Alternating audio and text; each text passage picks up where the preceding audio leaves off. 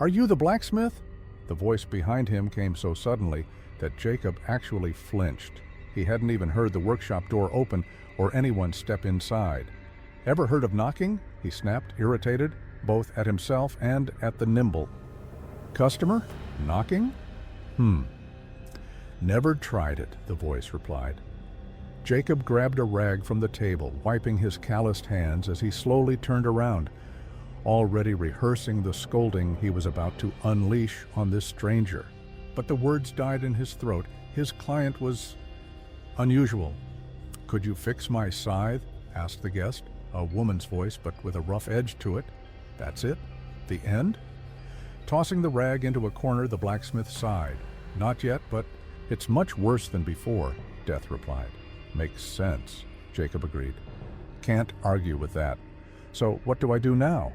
"Fix the scythe," Death repeated patiently. "And then sharpen it if possible." Jacob glanced at the scythe. Sure enough, the blade had several nicks, and the edge was warped. "Got it," he nodded. "But what about me? Should I start praying or packing? First time in all..." "Oh, you mean that?" Death's shoulders shook with soundless laughter. "No, I'm not here for you. I just need my scythe fixed. Can you do it? So, I'm not dead?" Jacob asked, subtly patting himself down. "You tell me. How do you feel?" "Fine, I guess." "No nausea? Dizziness? Pain?" "No," he muttered, listening to his body. "Then you've got nothing to worry about," Death said, handing him the scythe. Jacob took it, his hands instantly stiff. He turned the blade over, inspecting it. Half an hour's work tops, but knowing who was watching over his shoulder, stretched that to at least 2. Legs like jelly, he shuffled to the anvil and picked up his hammer. "Oh, take a seat. No need to stand," he offered, forcing hospitality into his voice.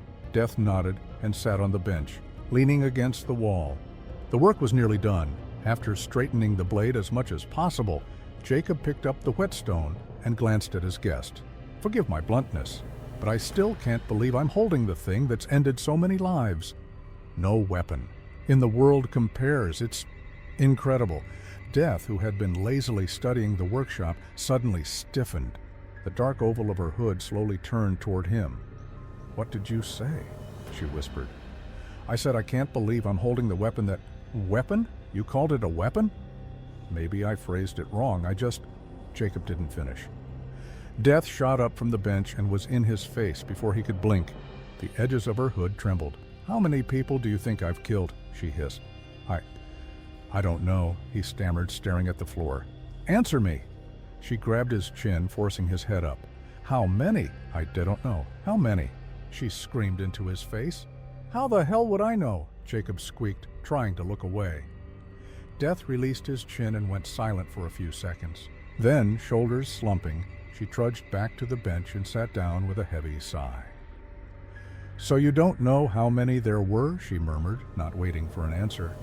"What if I told you I've never, hear me, never killed a single person? What would you say to that?" "But how? I've never killed anyone." "Why would I, when you do it so well yourselves? You kill each other. You kill for money, for anger, for hate, sometimes just for fun. And when that's not enough, you start wars and slaughter each other by the hundreds, the thousands. You enjoy it. You're addicted to blood.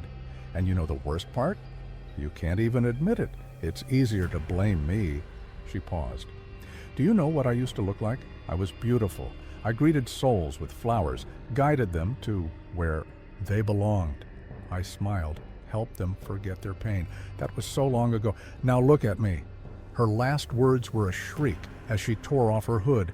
Jacob recoiled. Before him stood the face of a withered crone, deep wrinkles, thin gray hair tangled like cobwebs, cracked lips sagging to reveal jagged yellow teeth.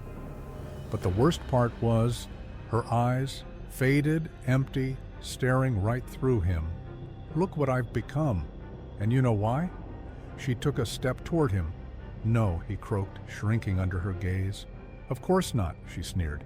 "You did this to me. I've watched mothers kill their children, brothers murder brothers. I've seen one man slaughter 100, 200, 300 in a single day. I sobbed watching it. I screamed in horror, in disbelief. Her eyes glistened. I traded my beautiful dress for these black robes so the blood wouldn't show.